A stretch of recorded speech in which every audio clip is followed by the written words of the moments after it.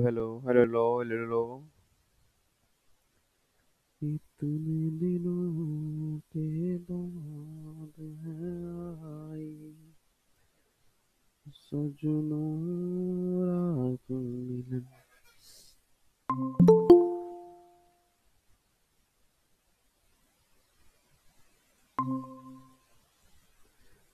Hello hello hello hello hello. Good morning जी, good morning.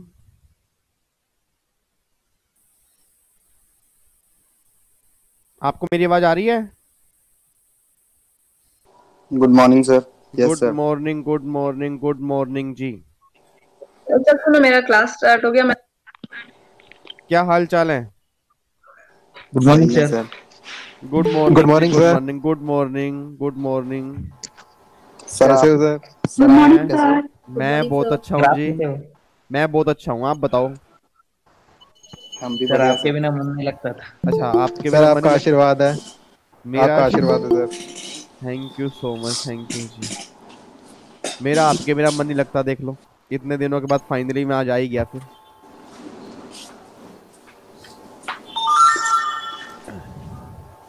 अपनी एक बार ना ऑडियो वहां से बंद कर लेना, ठीक है? जिन जिन बच्चों की जी ऑडियो सर। ऑन है प्लीज एक बार वहां से बंद कर लेना जी। मैं एक बार फटाफट सारे बच्चे ऐड कर लेता हूँ।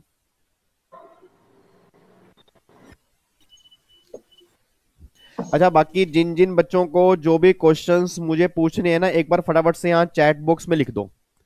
मेरे पास भी काफी सारे क्वेश्चंस आए थे, तो उनको भी डिस्कस करेंगे। बाकी अगर आपके कोई स्पेसिफिकली क्वेश्चन है कि सर इसको हम हैंडल कैसे करें, तो प्लीज फटाफट से चैट बॉक्स में लिख दो, ताकि मैं वन बाय वन नाम लेके उस बच्चे को रिप्लाई करूं, और मे बी वो क्वेश्चंस काफी सारे बच्चों के हों। ठीक है ना? क्योंकि जो आज हमने सेशन अभी स्टार्ट किए हैं, ये सीरीज हमने स्टार्ट किया, इसका मोटिव यही है कि इसमें हमें रिवीजन तो करनी करनी है, बट रिवीजन के साथ साथ जो आपके माइंड में प्रॉब्लम चल रही हैं, जो डिस्ट्रैक्शन है, या आपकी कोई भी प्रॉब्लम लाइफ में चल रही है एग्जाम से पहले, उसको सोल्व कैसे करें। Good morning sir. Good morning जी। सर कैसे है आपका हाथ? हाथ तो अब 30 दिन के लिए ऐसे ही है, बाकी सब कुछ बढ़िया है। एंड जब related happy anniversary. Oh my god, thank you so much ji. Thank you. Yes sir.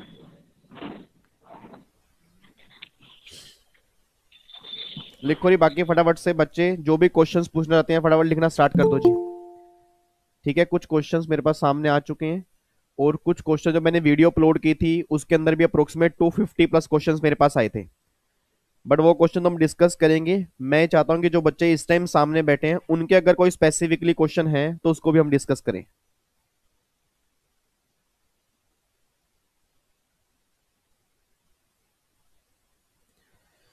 एक तो यार जो जो बच्चा ना वीडियो ऑन कर सकते हैं ना, प्लीज वीडियो ऑन करके बैठा करो। ऐसा लगता है जैसे आप नहा के नहीं बैठे, नालायक।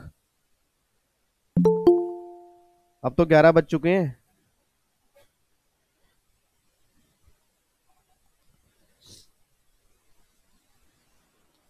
चलो जी, तो मेरे पास यहाँ पे कुछ बच्चों के क्वेश्चंस आने स्टार्ट हो गए हैं। ऐसा करते हैं, पहले जो क्वेश्चंस यहाँ पे आए हैं उसको डिस्कस करते हैं।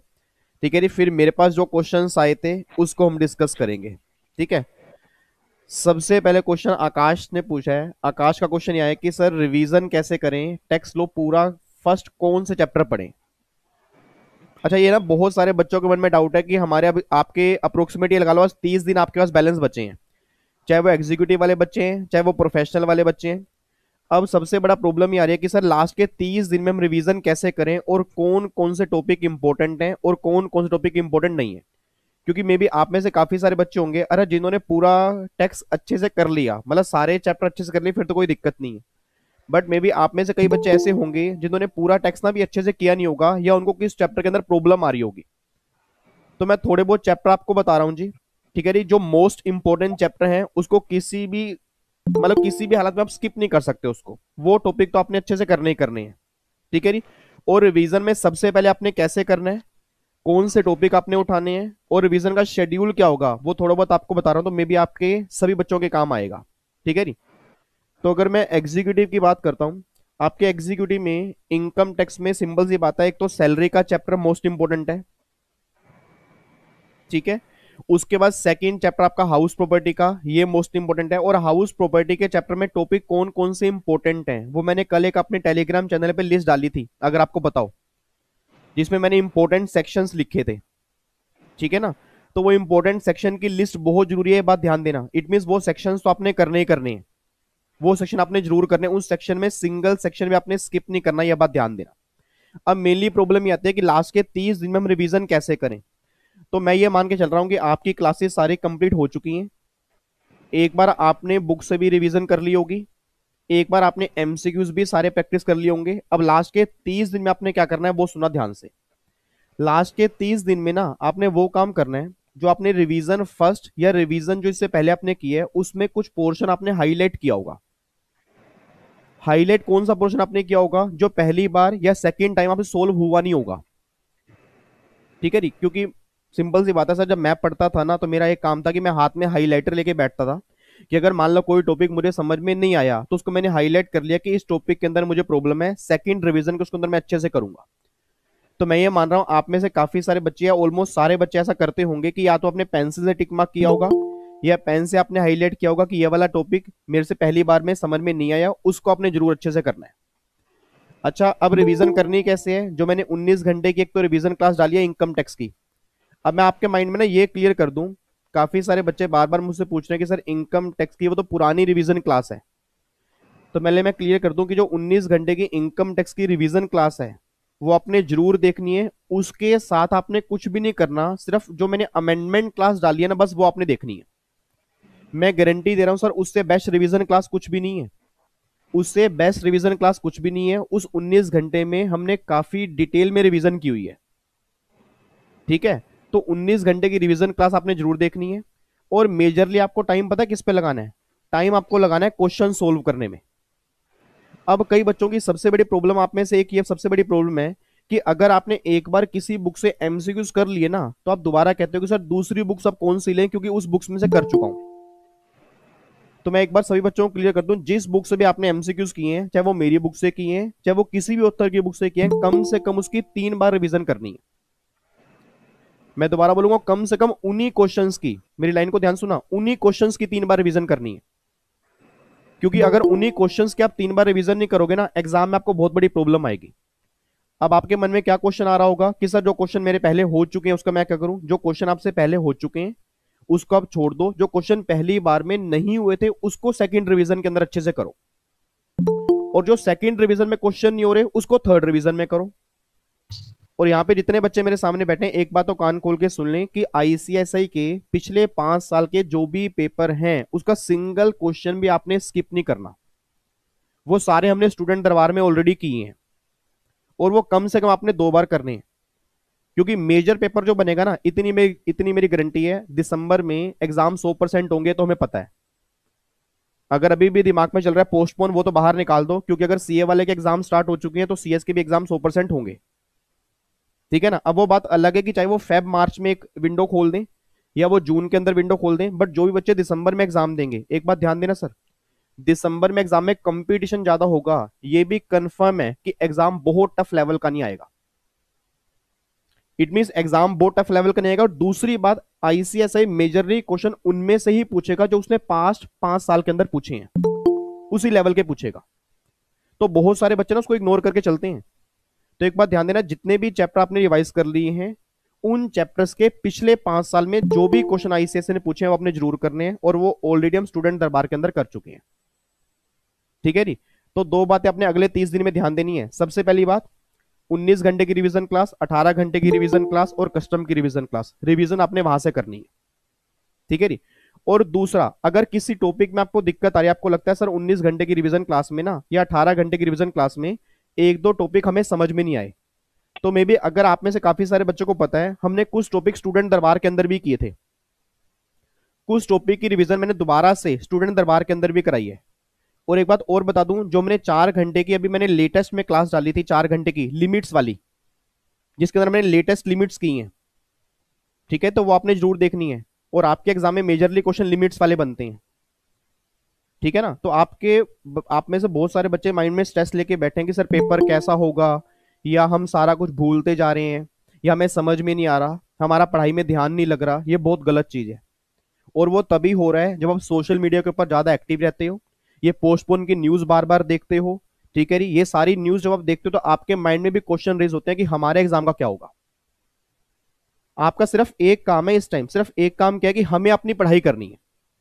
एग्जाम होंगे या नहीं होंगे वो इंस्टीट्यूट बहुत बढ़िया तरीके से देख लेगा सर, वो एक पर्सन की लाइफ के साथ भी नहीं खेलेगा, ये बात ध्यान देना, ठीक है जी। और ऑब्वियस सी बात है कि अगर हमें एग्जाम देने तो हमें तैयारी करनी होगी, तो वो तैयारी किस तरह से करनी है मैंने आपको बता दिया। एक बार दोबारा रिपीट करूंगा, फिर सेकंड क्वेश्चन पे आऊंगा। 18 घंटे की जीएसटी की रिवीजन क्लास, 19 घंटे की इनकम टैक्स की रिवीजन क्लास, इनकम टैक्स और जीएसटी की अमेंडमेंट्स आपने अच्छे से देखनी है। आईसीएसआई के पिछले 5 साल के पेपर आपने जरूर करने हैं, और वो पेपर कम से कम 3 बार करने हैं। अगर आपने एक बार किए हैं, आपको लगता है हो गए हैं, ये आपकी सबसे बड़ी गलत सोच है। आपको कम से कम उन्हीं क्वेश्चन को 3 बार करना है, क्योंकि पहली बार में क्वेश्चन कभी समझ में आता ही नहीं है। और इतनी गारंटी दे रहा हूं सर, अगर आपने इतना कर लिया ना, अपना एग्जाम में रिजल्ट देख लेना, इससे बाहर कुछ भी नहीं आएगा, ठीक है नी। तो आकाश का पहला क्वेश्चन ये था मेरे पास। सेकंड क्वेश्चन Yes, जानवी का है कि सर कल के सेक्शन लिस्ट में डाउट है। जानवी, सेक्शन लिस्ट में क्या डाउट है आपको? जानवी? हेलो हाँ जानवी। हेलो सर, वो जो कल का जो सेक्शन लिस्ट दिया था ना, हाँ जी। उसमें आपने सेक्शन 10 सब सेक्शन 10A में ना लिस्ट में जो एंट्री दी है ना, उसमें मिस्टेक है। अच्छा, उसमें ग्रेचुटी में section 10 sub section 10A 10A में section 10 sub section 10A। Live in कैशमेंट में यस सर, लिव इन मतलब कि कैश जो आपने लिखवाया है ना, उसमें जो डाला है लिस्ट में, वो आपने दूसरा कुछ लिखवाया है, दूसरा कुछ लिखवाया टैक्स उसमें। से रिलेटेड लिखवाया है। यस उसमें सर, जो यूनिट मैन्युफैक्चरिंग इंचार्ज लिखे हैं। नहीं नहीं, वो तो 10AA है।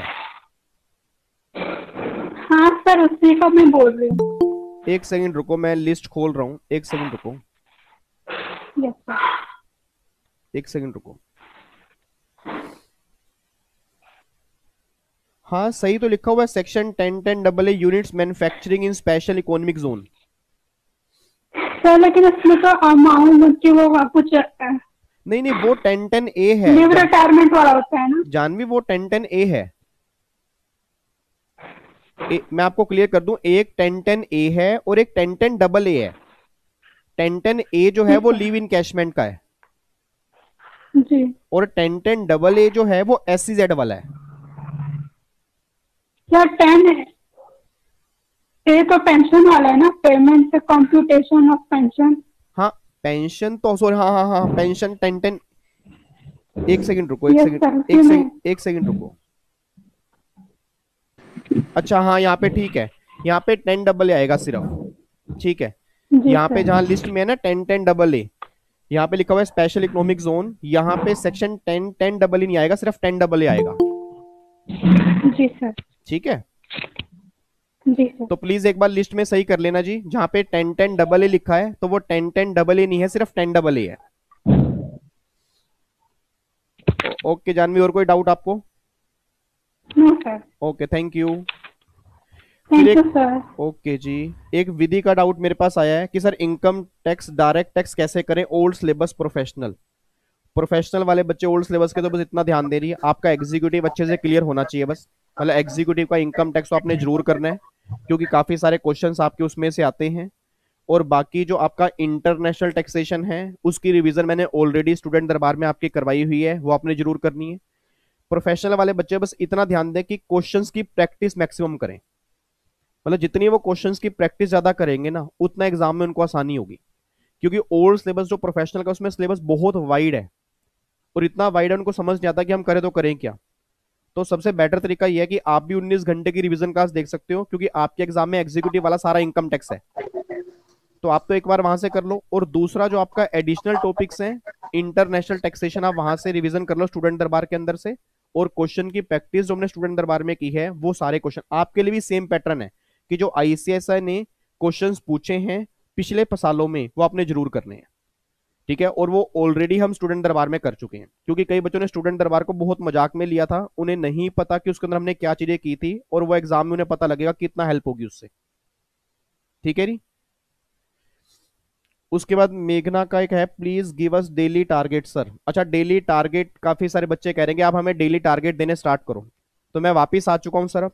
ठीक है जी, आज का सेशन तो मैं नॉर्मल क्वेश्चंस लूंगा। अगले सेशन से जैसे पहले मैं टारगेट देता था ना कि आपने ये चैप्टर करके आने हैं, उसकी रिवीजन मैं आपसे कराऊंगा, तो वो मैं देने स्टार्ट कर दूंगा।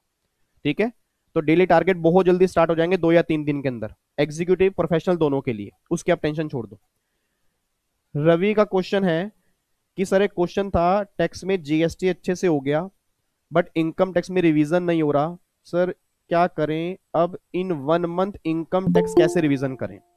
रवि मैं दोबारा से बोल रहा हूं, इनकम टैक्स ना बहुत सारे बच्चों का एक हवा है, मतलब बहुत सारे बच्चों को ना डर लगता है इनकम टैक्स से, पता नहीं इनकम टैक्स में हो क्या गया, और जबकि एक्चुअल में ना ऐसा कुछ भी नहीं है। अगर इनकम टैक्स को पढ़ने का थोड़ा सा तरीका चेंज करोगे ना, पहली बात, इनकम टैक्स का सिलेबस कभी मत देखो सिलेबस कितना है, आप अपने माइंड में ये क्लैरिटी लेके आओ कि इनकम टैक्स मुझे रिवाइज कैसे करना है। जैसे कुछ टॉपिक मोस्ट इंपोर्टेंट हैं, फॉर एग्जांपल इनकम टैक्स के रेट्स, बेसिक कॉन्सेप्ट, ये मोस्ट इंपोर्टेंट है। रेजिडेंशियल स्टेटस, ये मोस्ट इंपोर्टेंट है। सैलरी हो गया, हाउस प्रॉपर्टी हो गया, ठीक है जी। उसके बाद पीजीबीपी के कुछ सेक्शंस जो सेक्शन लिस्ट के अंदर मैंने डाले हैं, कैपिटल गेन के कुछ सेक्शन जो मैंने सेक्शन लिस्ट में डाले हैं, अदर सोर्स में गिफ्ट की टैक्सेशन, डिविडेंड की टैक्सेशन हो गया। उसके बाद क्लबिंग ऑफ इनकम वाला सेट ऑफ का चैप्टर और डिडक्शन, ये टॉपिक ऐसे ना मोस्ट इंपोर्टेंट है। अब बच्चा कहता है सर ये ना टॉपिक रिवाइज तो कर लेते हैं बट प्रॉब्लम कहते हैं जब क्वेश्चन सोल्व करते हैं ना तब क्वेश्चन सोल्व नहीं होते। वो पता क्वेश्चन सोल्व क्यों नहीं होते, रीजन बीइंग क्या है, क्योंकि जब आप इनकम टैक्स को पढ़ते हो आप उसको थ्योरी मान के पढ़ते हो। तो कभी भी किसी पॉइंट को ना थ्योरी मान के मत पढ़ो। इट मींस अगर आपने कोई प्रोविजन पढ़ा, आपने माइंड में उसको रिटेन कर लिया, अब रिटेन करने के बाद ना क्वेश्चंस की प्रैक्टिस करना स्टार्ट करो। क्योंकि जब तक, और आपकी सबसे बड़ी प्रॉब्लम क्या है, अगर आपसे क्वेश्चन सोल्व नहीं होता ना, अब वहां बैठ जाते हो कि भैया अब नहीं मुझसे सोल्व होगा, ये सबसे बड़ी वीकनेस आपकी है। तो अगर एक क्वेश्चन आप सोल्व कर रहे हो, अगर वो सोल्व नहीं हो रहा तो चेक करो वो किस कॉन्सेप्ट का है, उस कॉन्सेप्ट को दोबारा पढ़ो, फिर उस क्वेश्चन को दोबारा करो, गारंटी दे रहा हूं वो क्वेश्चन सोल्व हो जाएगा। तो सबसे मेन बात यह है कि आप हार मान जाते हो अगर आप कभी भी क्वेश्चन सोल्व कर रहे हो, चाहे वो इतना बड़ा क्वेश्चन है। अभी 10 मिनट पहले मेरे पास एक बच्चे का व्हाट्सएप आया, उसने 2 क्वेश्चन मुझे इनकम टैक्स के पूछे हैं सर, और वो दोनों क्वेश्चन ना बिल्कुल सिंपल थे। बच्चे ने मुझे डाउट पता क्यों भेज दिया, कह रहा है इतना बड़ा क्वेश्चन तो सर पढ़ेगा कौन। अब सोच के बोला इतना बड़ा क्वेश्चन है कौन पढ़ेगा, सर अभी तो मैं पढ़ लूंगा बट एग्जाम में तो आपको पढ़ना पड़ेगा ना, तो ये हैबिट आपको भी बनानी पड़ेगी। और अगर ये हैबिट अभी नहीं बनाओगे ना, प्रोफेशन में जाके बहुत बड़ी दिक्कत आएगी। तो जितने बच्चे मेरे सामने बैठे हैं जरूर हैबिट बनाएं, क्वेश्चन जहां प्रॉब्लम आ रही है उस क्वेश्चन को मार्क करें कि वो किस प्रोविजन का है, उस प्रोविजन को दोबारा पढ़ें, गारंटी दे रहा हूं आपसे वो क्वेश्चन सोल्व हो जाएगा। और बाकी मेरे सैटरडे संडे को भी डाउट सेशन स्टार्ट हो जाएंगे, तो जो भी डाउट्स होंगे आप उसके अंदर दोबारा से पूछना स्टार्ट कर देते हो। मतलब अगले 30 दिन ना सर मैं आपके लिए हाजिर हूं, ठीक है। तो अगले 30 दिन चाहे वो मेरे हाथ में प्लास्टर है कुछ भी है, बट अगले 30 दिन मेरे लिए पूरे डिवोटेड आपके लिए हैं। तो अपने माइंड से ना आप टैक्स की टेंशन तो निकाल ही दो, अब अपने दूसरे सब्जेक्ट देखो कि वो मुझे कैसे रिवाइज करने हैं, टैक्स की रिस्पॉन्सिबिलिटी है मेरी है, ठीक है ना। उसके बाद एक बच्चे ने पूछा है, रीना जैन ने, about TDS in income tax CS professional. TDS अगर आपका प्रोफेशनल ओल्ड सिलेबस है तब तो टीडीएस का चैप्टर आपके लिए इंपॉर्टेंट है क्योंकि वो पीजीपी से लिंक होकर आता है।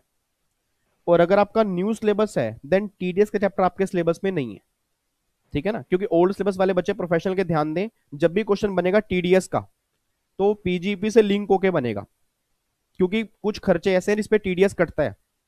तो कई बार वो क्वेश्चन ऐसा फ्रेम कर देंगे कि आपको एक्सपेंडिचर दे देंगे, उसमें बोलेंगे टीडीएस डिडक्ट नहीं किया, तो आपको ये देखना पड़ेगा कि कौन सा खर्चा अलाउड है और कौन सा अलाउड नहीं है। और आपके प्रोफेशन में कभी वो ये नहीं पूछेंगे टीडीएस के रेट बता दो, ऑलवेज क्वेश्चन बनेगा पीजीपी से लिंक हो गए ओल्ड सिलेबस के अंदर। न्यू सिलेबस में कभी क्वेश्चन नहीं बनेगा टीडीएस का, क्योंकि एक्सक्लूसिव चैप्टर टीडीएस का वो न्यू सिलेबस के अंदर नहीं है, ठीक है जी। उसके बाद Ravi Shalini sorry sir, old syllabus में एनआर की टैक्सेशन कैसे करें। एनआर की टैक्सेशन जो ओल्ड सिलेबस, आप एग्जीक्यूटिव है professional Shalini? Sir professional, sir professional में। एनआर की टैक्सेशन में तो आपको ना जो सेक्शन रेट्स हैं वो रेट्स आपको ध्यान देने। देखो एनआर की टैक्सेशन में ना एक क्वेश्चन बनता है, बहुत सारे हैं सर, एक बार आप एक रिवीजन क्लास डाल दीजिए या तो उसकी, सर बहुत सारे समझ में नहीं आता। 44 सीरीज भी है और 115 वाली भी है, समझ में नहीं आता कौन कौन से में अमेंडमेंट हुआ है और कौन कौन से वही है। चलो ऐसा करता हूं मैं इस वीक में ना आपकी, जैसे मैंने अभी कल सेक्शन की लिस्ट बना के डाली है, तो मैं प्रोफेशनल के भी इनकम टैक्स की सेक्शन की लिस्ट और टॉपिक बना के डाल देता हूँ। हाँ ठीक है, सर, ये बहुत अच्छा होगा। सर ओल्ड सिलेबस भी डाल दीजिएगा उसमें, हाँ मतलब हाँ स्पेसिफाई कर दीजिएगा कि ये ओल्ड सिलेबस के लिए है। देखो क्योंकि एग्जीक्यूटिव का भी सर, जो आपने अभी विधि जी ने जो क्वेश्चन पूछा था वो मेरा भी क्वेश्चन था। एग्जीक्यूटिव में बहुत सारा सिलेबस है सर, उसको ओल्ड सिलेबस में कैसे कंक्लूड करें ये समझ में नहीं आता। रिटर्न ऑफ इनकम, नहीं नहीं नहीं नहीं टीडीएस, नहीं, वो इतना जरूरी आपके लिए नहीं है। आपका ओल्ड सिलेबस के अंदर पीजीपी का चैप्टर हो गया, कैपिटल गेन अच्छा। का चैप्टर हो गया, ठीक है, गिफ्ट की टैक्सेशन, डिविडेंड की टैक्सेशन ये हो गया, ये क्लबिंग हो गया, सेट ऑफ हो गया, रिटर्न हो गया, टीडीएस हो गया, ये इतना इंपॉर्टेंट आपके लिए नहीं है। अच्छा सर, सैलरी और ये भी छोड़ ना देना, ना, हाउस सैलरी हाउस प्रॉपर्टी ये प्रॉपर्टी भी। भी स्किप कर सकते हो। Mainly PGP, capital gain, other source, ये तीन आप स्किप नहीं कर सकते। ओके सर, बस एक बार आप ना अगर सारे सेक्शन की लिस्ट डाल देंगे ना ओल्ड सिलेबस की, मतलब जो जो इम्पोर्टेंट्स हैं, बाकी हम लोग एक्स्ट्रा में जो भी है कर लेंगे, पर एक बार हेल्प हो जाएगी सर आप। मैं इस वीक में पूरी कोशिश करूंगा कि एक प्रोफेशनल की भी लिस्ट बना के डाल दूं और उसके ऊपर लिख दूंगा ओल्ड सिलेबस या न्यू सिलेबस कौन कौन से हैं। Sir okay okay, thank you sir, thank you. Okay जी। उसके बाद विधि का डाउट है कि पूरा रिवीजन टाइम टेबल सेट कर देना, एक मंथ में सब कैसे करें रिवीजन। चलो ठीक है, मैं एक रिवीजन वीडियो बना के डाल दूंगा सारे सब्जेक्ट की, ठीक है ना, कि आपको टैक्स कितना पढ़ना है, लो कितना पढ़ना है, उसकी मैं कल या परसों में ही ना एक पूरा टाइम टेबल बना के डाल दूंगा। ठीक है, वैसे मैं टाइम टेबल में बिलीव नहीं करता। मतलब अगर कोई बच्चा मुझसे पूछे ना कि आप मुझे टाइम टेबल बना के दे दो, तो मैं उसको नॉर्मली बात कर दूंगी, आपका टाइम टेबल आप खुद ही बना सकते हो। क्योंकि सिंपल सी बात है, आप खुद किस टाइम फ्री हो ये मुझे नहीं पता ना। अब जैसे मैं पढ़ता था अपने सीए फाइनल के अंदर, मुझे अभी तक याद है, मैं 16-16 घंटे की सीटिंग देता था। अब 16-16 घंटे की जब मैंने सीटिंग दी तो मैं मेनली पढ़ता था रात को। अब मे बी आप में से कई बच्चे ऐसे होंगे जो रात को पढ़ाई नहीं कर सकते, या मे बी आप में से कई बच्चे ऐसे होंगे, जैसे अब लॉकडाउन के अंदर सारी फैमिली नॉर्मली घर रहती है, तो सबसे बड़ी प्रॉब्लम इस टाइम जो मेरे पास मैसेज आए ना 250 के अंदर, मेजरली प्रॉब्लम क्या है कि फैमिली के साथ हम कैसे पढ़ें। कि घर वाले कहते हैं घर के काम करो, उधर हमारी पढ़ाई चल रही है तो पढ़ाई नहीं हो रही। सबसे बड़ा क्वेश्चन ये आ रहा है। तो वो उसका आपको ना देखना पड़ेगा कि आपके पास कौन सा टाइम फ्री है। और मैं ये बात कहता हूँ कि अगर फैमिली के साथ आप हो तो बेस्ट टाइम जो पढ़ने का होता है वो रात को होता है, क्योंकि ऐसा तो है नहीं कि पूरी रात घर वाले जागते हैं। ठीक है ना, तो अपनी रूटीन बनाओ रात को थोड़ा लेट पढ़ने की। ठीक है, अपनी रूटीन बनाओ सोशल मीडिया को थोड़ा कम करने की। अपनी रूटीन बनाओ जो नॉर्मल टाइम वेस्ट करते हो उसको कम करने की। क्योंकि सिंपल सी बात है सर, आप में से एक बात ऑलवेज लाइफ में ध्यान देना कि कोई भी रिजल्ट के बाद एक्सक्यूज नहीं सुनेगा आपके। रिजल्ट ना कभी एक्सक्यूज नहीं दे सकते आप कि मेरे पास ये प्रॉब्लम थी इसलिए मेरा रिजल्ट नहीं आया। फेल का मतलब फेल होता है। अब फेल वो किस वजह से हुए वो सिर्फ एक एक्सक्यूज है। तो आपको ये देखना पड़ेगा कि जो जो एक्सक्यूज आप दे रहे हो वो एक्सक्यूज आपको नहीं देने, बस ये बात ध्यान देना। ठीक है जी, तो मैं रिवीजन की एक वीडियो बना के डाल दूंगा जी। उसके बाद मोहित ने, सर आपके जैसा कैसे बने, नालायक बच्चा कह रहा है आपके जैसा कैसे बने। आप मेरे से बढ़िया हो, मेरे जैसा बिल्कुल मत बनना। आप तो मेरे से इतने अच्छे हो, आप आप मेरे से बहुत अच्छे हो। मैं तो कहता हूँ आप मेरे से बहुत आगे जाओ, मेरा ड्रीम ये है। ठीक है जी, आप, मैं तो नालायक हूँ आपसे बहुत। हेलो, हाँ जी Mohit, good morning sir. Good morning. Sir actually मुझे ये पूछना था कि जैसे अभी आप बता रहे थे कि आप फाइनल में 16 घंटे की सिटिंग दे देते थे, बट यहाँ तो एग्जीक्यूटिव में 3 घंटे से ज्यादा हो ही नहीं पाती सर। क्यों नहीं हो पाते बताओ, क्या प्रॉब्लम आती है बताओ तो सही, मैं भी थोड़ा ऑब्जर्व करूँ ना कि क्या प्रॉब्लम आ रही है। सर कभी कभार जैसे बोर हो जाते हैं थोड़ा सा तो ब्रेक ले लेते हैं बीच में, या बोर फिर किस लिए हो जाता है? इट मीन्स आपके अंदर कोई मोटिवेशन नहीं है पढ़ने का, यही यही रीजन है। Sir laziness. लेजीनेस तो ठीक है नालायक, बट लेजीनेस भी ना आपकी लाइफ में तब आती है जब आपको कोई मोटिव ना हो। सिंपल सी बात है, देखो एक मैं ना ऑलवेज ये बात कहता हूँ, आपकी लाइफ एक ऐसी है 18 साल से 24 साल की ऐसी है कि आप में इसको पढ़ना भी है, आपने वो कहते हैं ना उसको आशिकी भी करनी होती है, जो घूमना फिरना भी होता है, ठीक है, वो भी करनी है, बहुत सारे काम है। अब आपको प्रॉब्लम क्या है कि आपको ये ध्यान नहीं रहता कि 18 से 24 साल की एज ही ऐसी है जिसमें आप कुछ कर गए तो वो लाइफ में आपको ध्यान रहेगा। Yes sir. अब मैं ये बात फोकस नहीं हो पाता। फोकस पता है क्यों नहीं हो पाता? फोकस इसलिए नहीं हो पाता कि आप जब पढ़ने के लिए बैठते हो ना आपके मन में 100 थॉट्स चल रहे होते हैं। ठीक है ना, आपके मन में 100 थॉट्स होते हैं, तो उन थॉट्स को कम करना सीखो। मैं सिंपल से एक बात कहता हूं, आप ना कभी, मैंने अभी कल वीडियो भी डाली थी कि आप कभी दिन में ना, मेरी एक कहना मान लो बस, आप कभी दिन में रात को आधा घंटा बैठ के ना अपने आप से क्वेश्चन जरूर पूछना कि आप जो ये लाइफ में अभी सीएस का कोर्स कर रहे हो ये क्यों कर रहे हो। ये गारंटी है सर, आप अगर एक क्वेश्चन पूछोगे ना कि कोर्स क्यों कर रहे हो, आंसर आपको 100% मिलेगा। मैं आपको थोड़ा सा अपना बताता हूँ। जब मैं सीए फाइनल के अंदर था ना, और जब मैं इवन सीए फाइनल नहीं, सीए इंटर के अंदर था, तो मेरा माइंड बहुत डिस्ट्रैक्ट था। अब डिस्ट्रैक्ट क्या था कि जब मैं लाइब्रेरी पढ़ने के लिए जाता था तो वहां पे कॉलेज था हमारा, कुरुक्षेत्र यूनिवर्सिटी थी। अब कुरुक्षेत्र यूनिवर्सिटी के अंदर क्या था कि पढ़ने के लिए गया लाइब्रेरी के अंदर, मैंने अपना वहां पे साइकिल खड़ी की, तो वहां पे जैसे पार्क बने होते हैं, अब पार्क के अंदर क्या है, लड़का लड़की घूम रहे हैं, आराम से मस्ती कर रहे हैं, एंजॉयमेंट कर रहे हैं। मेरे को दिखता, मैंने कहा यार मैं जिंदगी क्या जी रहा हूँ कि मतलब हमारे से बड़े तो ये लाइफ जी रहे हैं। बट जब मैं बैठ के सोचता था ना कि अगर मैं ये लाइफ जीऊंगा तो मैं वो लाइफ नहीं जी पाऊंगा जो मैं ऑफिशियल लाइफ लोगों की देख रहा हूं। तो सिंपल सी बात है, आपको अगर कोई वो लाइफ जीनी है ना तो आपको वो लाइफ में सेक्रीफाइस करना पड़ेगा, और वो सेक्रीफाइस सिर्फ ये 3 साल का है, ठीक है। और दूसरी बात, जैसे मैंने बोला 16 घंटे की मेरी रूटीन थी। 16 घंटे की मेरी रूटीन पता क्यों थी? क्योंकि मुझे पता था कि अगर मैं 16 घंटे नहीं दूंगा ना तो मेरी फैमिली ऐसे ही रहेगी जैसे आज है। और मेरे पास, अब सोच के बोला सर, अगर आप ये चाहते हो कि आपकी फैमिली ऐसे ही रहे, आपका ये लाइफस्टाइल ऐसा ही रहे, फिर तो कोई दिक्कत नहीं। अगर लाइफस्टाइल बढ़िया रखना चाहते हो, अपने ड्रीम्स पूरे करना, आपको घूमना फिरना है, आपको बहुत शौक है, वो तभी होंगे जब हाथ में कोई डिग्री होगी और हाथ में पैसा होगा जी। तो सिंपल सी बात है, उसके लिए आपको पढ़ना पड़ेगा, थोड़ा सा फोकस लेके आना पड़ेगा, और फोकस सिर्फ तब आएगा जब आप अपने अंदर एक मोटिवेशन पैदा करोगे। मोटिवेशनल वीडियो देखने से कोई फायदा नहीं होता, अपने अंदर एक इंस्पिरेशन लेके आनी पड़ेगी। और इंस्पिरेशन सबसे बढ़िया टाइम था लॉकडाउन का, ठीक है ना। लॉकडाउन के अंदर आपने अपनी फैमिली वालों को देखो कितनी मेहनत करते हैं, पैसों की कितनी प्रॉब्लम आती है, कितनी प्रॉब्लम्स आपके घर में आई होंगी, तो आप कभी उसको फेस करना कि क्या वो प्रॉब्लम आपको पूरी लाइफ में चाहिए। और अगर वो प्रॉब्लम पूरी लाइफ में नहीं चाहिए, उसके लिए भी आपको हार्डवर्क करना पड़ेगा, ठीक है। तो उसका थोड़ा सा ना अपने आप से क्वेश्चन जरूर पूछा करो कि जो हम ये मस्तियां कर रहे हैं, जो हमारा माइंड फोकस नहीं हो रहा, या जो हम ये माइंड में 100 थॉट्स लेके आ रहे हैं, तो क्या वो हमारे पढ़ाई से इंपॉर्टेंट है? बिल्कुल भी नहीं है।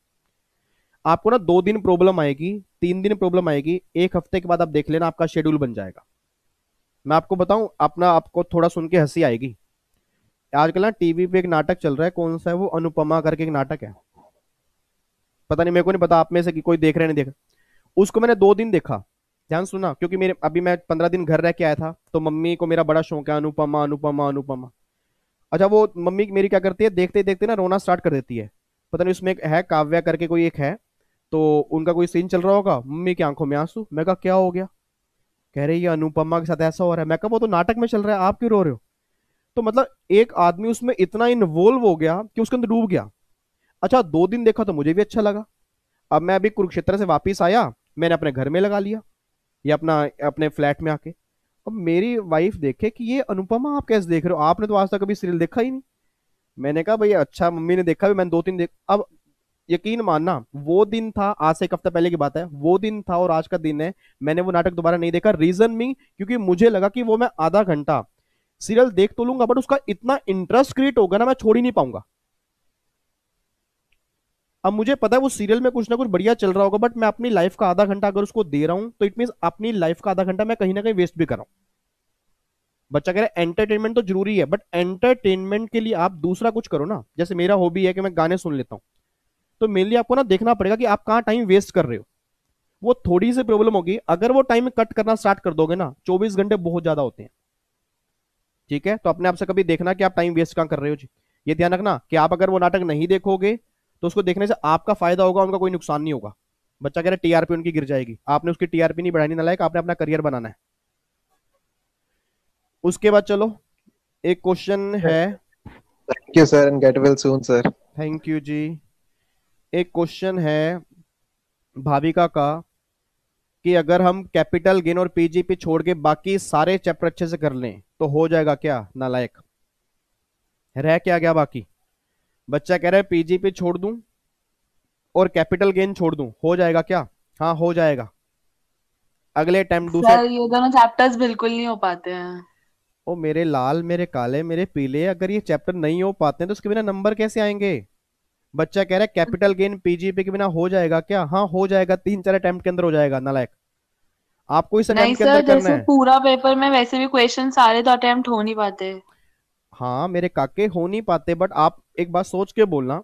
आप एग्जाम क्रैक करने के लिए मत देखो, देखो सिंपल सी बात है, अब बच्चा कह रहा है कि पूरे क्वेश्चन अटेम्प्ट नहीं हो पाते, बट अगर मेजरली क्वेश्चन एग्जामिनर ने इसमें से ही पूछ ली फिर क्या होगा? और ये चैप्टर क्यों नहीं हो पाते? आपने माइंड में इतने थॉट्स क्यों बना लिए चैप्टर मुश्किल है? मैं ये बात कह रहा हूं, आप कुछ सिलेक्टिव सेक्शंस तो कर लो ना जो इंपॉर्टेंट हैं। आप पूरा चैप्टर ही स्किप कर जाओ, मैं कभी रिकमेंड नहीं करूंगा। और अगर ठीक है सर। हाँ अगर आप चैप्टर स्किप करके जाओगे ना, देखो आपको ना सीएस प्रोफेशनल में बहुत बड़ा नुकसान होगा। क्योंकि गारंटी दे रहा हूं, सीएस प्रोफेशनल में जब भी आप पढ़ाई स्टार्ट करोगे, वो टीचर, इवन मैं, चलो मैं तो फिर भी जीरो से लेके चलता हूं, बट कभी वो ये नहीं मानेंगे कि आपने एग्जीक्यूटिव में सही ढंग से नहीं पढ़ा, वो ये मानेंगे आपने एग्जीक्यूटिव क्लियर की हुई है। ठीक है ना? तो उस टाइम प्रोफेशनल के कॉन्सेप्ट समझ में नहीं आएंगे। और दूसरी बात, प्रोफेशनल के बाद जब आप प्रोफेशनल लाइफ में जाओगे, आप रिटर्न फाइल करोगे, बिना कैपिटल गेन और पीजीपी के आप रिटर्न फाइल ही नहीं कर सकते। ठीक है? तो कुछ बातें ना बेमन से भी ठीक है करनी सर। पड़ती है, तो इंपॉर्टेंट टॉपिक जो है वो जरूर कर लो आप। ठीक है?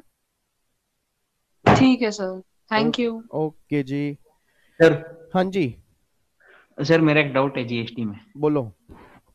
सर मैं जीएसटी आपके 18 घंटे की रिवीजन वीडियो देख के सर ऑलमोस्ट अच्छे कर चुका हूँ हम्म और अमेंडमेंट्स भी कर रहा था सर। हम्म सर वो एक महीने पहले कहीं एक नोटिफिकेशन आया कि सारा सब्जेक्ट के लिए कि एडिशंस वगैरह जो है वो आईसीएसआई ने रिमूव कर ली है। हम्म सर अब फिर भी हमें अमेंडमेंट्स करना पड़ेगा ना? मैं एक बार कर हाँ चुका हाँ हूँ। यार, वो आप प्रॉब्लम पता है क्या है? ये तो ना इतनी सारी, मतलब मैं तभी कहता हूँ कि सोशल मीडिया कम से कम देखो। नहीं नहीं क्योंकि सर, मैं स्टडी मे, रिलेटेड वीडियोस मे, ही देख रहा था, वहां नहीं पर नहीं, ही किसी मेरे ध्यान सुनना वो। मेरी बात को। अब अमेंडमेंट तो एक अलग चीज है ना, जो एडिशन हम्म उन्होंने डिलीट किए हैं, पहली बात तो वो एडिशन थे ही नहीं। उन्होंने अपने एग्जाम्पल्स के लिए, मतलब उन्होंने अपने कॉन्सेप्ट के लिए कुछ एग्जाम्पल डाले थे एक्स्ट्रा। हम्म। ठीक है? वो एग्जाम्पल इन्होंने हटा दिया कि वो एग्जाम्पल नए वाले नहीं करने, अमेंडमेंट्स तो करनी है।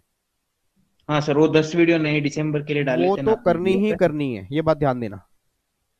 Okay sir. ठीक है? अच्छा, ये थैंक। एक बच्चा है, उसने बोला कि sir due to Diwali festival में थोड़ा गैप आ गया था। अच्छा, फिर तो अब रूटीन में आने में बहुत प्रॉब्लम आ रही है। दर्शना कहाँ है? दर्शना, दर्शना। Yes sir. हाँ जी, कितना गैप आ गया था दिवाली में? सर 1 वीक का। 1 वीक का? इतनी दिवाली मनाई? सर नहीं, दिवाली तो सर थोड़ी प्रॉब्लम के चक्कर में ना हो नहीं पाया, फिर 1-2 दिन रूटीन में आने में प्रॉब्लम आ गई सर, हो ही नहीं पा रहा, 2-3 दिन से ट्राई कर रहे हैं। तो उसका सबसे बेस्ट सॉल्यूशन ये है कि पहले तो अपने माइंड से ये चीज निकालो कि दिवाली का टाइम आपने वेस्ट किया। ठीक है ना? क्योंकि सब, मैं सही बता रहा हूँ, आपके माइंड की सबसे बड़ी प्रॉब्लम पता है क्या है? आपने एक दिन अगर पढ़ाई का वेस्ट कर दिया ना, आप उससे अगले दिन जब पढ़ने के लिए बैठते हो, आपके दिल में गिल्टी फील होती है, यार मैंने वो एक दिन वेस्ट कर दिया। कमाल की बात है, मतलब जो दिन वेस्ट हो चुका है उसके चक्कर में दूसरे दिन भी आप वेस्ट करते हो। सर तो पता नहीं, मॉर्निंग में स्टार्टिंग करना शुरू करते हैं स्टडीज, मतलब बहुत दिन हो गए जब से, मतलब थोड़ी तबीयत भी खराब हो गई थी उस टाइम, लेकिन अब जब से सही हुआ है ना तो मतलब उठ ही नहीं पा रहे, सुबह जल्दी हो ही नहीं पाती पढ़ाई सर। क्यों नहीं हो पाती? उसका अलार्म लगाते हो सुबह? सर अलार्म 2-2 फोन में लगाते हैं, अलार्म क्लॉक में भी लगा रखे हैं, फिर भी पता नहीं क्यों नहीं हो पा रहा। ठंड ठंड हो गई, अब ठंड के चक्कर में नींद नहीं खुलती सुबह? सर ऐसा ही कुछ हो रहा है, अब सर कैसे करें, मतलब हमने तो सोचा था कि मॉर्निंग में ज्यादा सही होता है, तो मॉर्निंग में करने का सोचा था, और मॉर्निंग अब मॉर्निंग का टाइम सबसे बेस्ट है। मैं आपको बताता हूँ, मैं मॉर्निंग में, आपको क्या लगता है मैं कितने बजे उठ रहा हूँ? कोई बताएगा मुझे लिख के, मॉर्निंग में कितने बजे उठ रहा हूँ मैं? मॉर्निंग में मैं 4 बजे। 4:30 बजे उठ रहा हूँ। मेरी डेली रूटीन 4:30 बजे की है, और मैंने उठना स्टार्ट किया था 6:30 बजे से। ठीक है? अब ध्यान सुनना मेरी बात को, मैं आपको बताता हूँ उठा कैसे जाता है। 6:30 बजे से मैंने उठना स्टार्ट किया, तो मैंने अपने पापा से बात की, तो मेरे पापा जो हैं वो थोड़ा मेडिटेशन और योगा में बिलीव करते हैं, थोड़ा या अध्यात्म या थोड़ा भजन करना, ये थोड़ा इसके अंदर बिलीव करते हैं। तो मेरे फादर ने मुझे बोला कि ये कितने बजे उठता है? मैं कह रही 6:30 बजे। मैं कहा आप कितने बजे उठते हो? कहते मैं मतलब 3:50 3:55 पे ना उठ जाता हूँ। मैं कहा हैं? तो मैं कहा फिर सोते कब हो आप? कहते भाई अपना 10 साढ़े 10 बजे सोता हूँ। कहते क्योंकि 4 बजे का टाइम जो होता है ना, नॉर्मली उसको बोलते हैं ब्रह्म मुहूर्त होता है। मतलब एक ऐसा टाइम होता है 4 से 4:30 के बीच में, कि अगर आप उसके अंदर उठ गए ना, तो गारंटी दे रहा हूं आपका दिन बहुत बढ़िया निकलेगा, एक पॉजिटिव वाइब्स ही अलग रहेंगे आपकी जिंदगी में, आपकी जिंदगी चेंज हो जाएगी। तो मैंने कहा यार कमाल कर दिया पापा आपने, तो मतलब इतने 4 बजे आप उठ जाते हो, चलो जी। अगले दिन मैंने अलार्म लगाया 6 बजे का, 3-4 अलार्म लगाए, ठीक है। हुआ क्या, अलार्म बजे, आंखें बंद करके बंद कर दिया, आंखें बंद करके बंद कर दिया, आंखें बंद करके बंद कर दिया, फिर उठा 6:30 बजे। अच्छा, फिर अगले दिन मैंने फिर अलार्म लगाया 6 बजे का, फिर वही काम हो, उठा 6:30। फिर अगले दिन मैंने कमिटमेंट कर ली, मैंने कहा विवेक अब 6 बजे का अलार्म है ना, तो चाहे कुछ भी हो, सबसे पहले मेरा काम क्या होता है, आजकल ठंड के अंदर क्या होता है कि हम ब्लैंकेट ऊपर करके सोते हैं, ठीक है। अब जैसे अलार्म बजता है ना, पहले तो मैं ब्लैंकेट गिरता हूँ बाहर, ब्लैंकेट उतार देता हूँ ताकि थोड़ी ठंड लगे। क्योंकि होगा क्या, अगर आपको ठंड लगेगी ना, आपका दिमाग खराब होगा, आपको प्रॉब्लम होगी, पहले दिन प्रॉब्लम होगी। बट उस दिन मैं 6 बजे उठ गया, उस दिन से लेकर मैं 4:30 बजे डेली उठ रहा हूं, और आज अगर मैं अलार्म ना भी लगाऊं ना तो भी 4:30 बजे उठ रहा हूं। तो अपने आप से ना कमिटमेंट करो, अलार्म लगाओ 5-6, और जैसे अलार्म बजे ना, सबसे पहला काम ये करो कि बेडशीट है कोई भी है उसको अपने ऊपर से हटाओ ताकि थोड़ी ठंड लगे, या आपको लगे कि मुझे भैया उठना है, ठीक है। थोड़ा सा ना बॉडी को ना पेन देना स्टार्ट करो। प्रॉब्लम क्या है, अलार्म बजता है, अलार्म आंखें बंद करके ऊपर हम और कंबल और ऊपर कर लेते हैं ताकि अलार्म सुने ही ना, काम ही खत्म हो जाए। तो सबसे गलत चीज है, आप अगर अपनी बॉडी को पेन नहीं दोगे ना तो आपके एग्जाम में दिक्कत आएगी। और गारंटी दे रहा हूं, 4 से लेके 6:30 बजे तक जो आपने पढ़ा, आप लाइफ में कभी भूल नहीं सकते, वो इतना बढ़िया टाइम होता है, ठीक है। फटाफट उठो, फटाफट उठो, 2 मिनट बाहर चले जाओ, बालकनी में हो गया, घर के बाहर हो गया, सारे सोए हुए, कोई दिक्कत नहीं है। गर्म पानी करो, गर्म पानी को पियो थोड़ा सा, जैसे गर्म पानी पियोगे ना बॉडी एकदम एक्टिव हो जाएगी। ठंडा पानी नहीं, गर्म पानी करके पियो, बॉडी एकदम एक्टिव हो जाएगी और तुरंत नींद खुल जाएगी। और मैंने वैसे कई बार यूट्यूब पे भी बताया, कई बच्चों को लगता है वो बात मजाक है, हाथ अगर ऐसे मसल के, हाथ अगर ऐसे मसल के हाथ गर्म करके अगर आप आंखों पे मलोगे ना तो भी बहुत जल्दी नींद खुल जाती है, ठीक है। तो आपने एक काम करना है, 4:30 तो नहीं बोलूंगा, 5, 5:30, 6 का जब भी आप अलार्म लगाओ, उस टाइम उठ के एक बार बाहर जाओ, पानी पियो, और फिर शेड्यूल बनाओ कि आज पूरे दिन में आपने करना क्या है, ठीक है। और उस शेड्यूल को पूरा फॉलो करने की कोशिश करो, और माइंड से पहले तो ये निकालो कि पिछले 7 दिन आपने वेस्ट कर दिए, वो निकाल दो, वो निकाल दो, क्योंकि जितनी बार वो आपके माइंड में आएंगे ना उतनी आप आगे की पढ़ाई खराब करोगे, ठीक है। नई एनर्जी के साथ डेली सुबह उठ के पढ़ना स्टार्ट करो बस, ठीक है। सर एक चीज और पूछनी थी सर, जैसे अभी 1 मंथ बचा है तो होता है ना कि रिवीजन 2 या 3 बार तो करना होता है, तो अब जो रिवीजन हम करेंगे वो पर डे, जैसे कि मतलब 3 या 2 डेज में हम पर सब्जेक्ट को खत्म कर दें, या फिर सारे सब्जेक्ट एक साथ लेकर करें, तो कौन सा ज्यादा बेटर रहेगा? देखो, सारे सब्जेक्ट एक साथ में लेके मत चलो, कभी मत लेके चलो। आपके अगर आपके 4 पेपर हैं तो आप 2 या 3 एक टाइम पे उठाओ, अगर आपके 7 या 8 पेपर हैं तो एक टाइम पे 4 उठाओ। 8 के 8 पेपर उठाओगे ना तो उसका कोई आउटपुट निकलेगा, ना आपको पढ़ने के बाद लगेगा कि आपने कुछ आज पढ़ा है, ठीक है ना। पढ़ने के बाद कुछ लगना भी चाहिए आपने कुछ पढ़ा है, वो तभी होगा जब आपके सब्जेक्ट थोड़े कम होंगे, ठीक है। तो कल कितने बजे उठना है आपने? Sir 5 o'clock। मुझे मैसेज कर देना कि सर आज हम उठ गए हैं, ठीक है। पक्का सर। ठीक है, बहुत बढ़िया, very good. Thank you sir. एक बच्चा कह रहा है, आप जानवी कह रही है आप 4:30 बजे उठते हो तो सोते कब हो? जानवी ने क्वेश्चन पता क्यों पूछा है? क्योंकि जानवी कह रही है हम तो पूरा रात ही हम 4:30 बजे तो सोते ही हैं। जानवी, मैं सो जाता हूँ 12-1, मतलब 12 12:30 मेरे को बज जाते हैं। मेरी नींद वैसे कम है, 4.5 घंटे की मेरी नींद है, ठीक है। क्योंकि स्टूडेंट लाइफ में जो आदत लगी है वो अभी तक लगी हुई है। जब मैं सीए फाइनल के अंदर था उस टाइम मेरी नींद कम हो गई थी, मतलब 5 घंटे से ज्यादा मैं कभी सोया ही नहीं।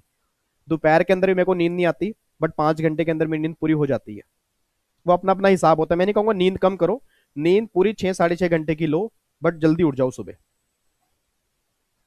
ठीक है। चलो,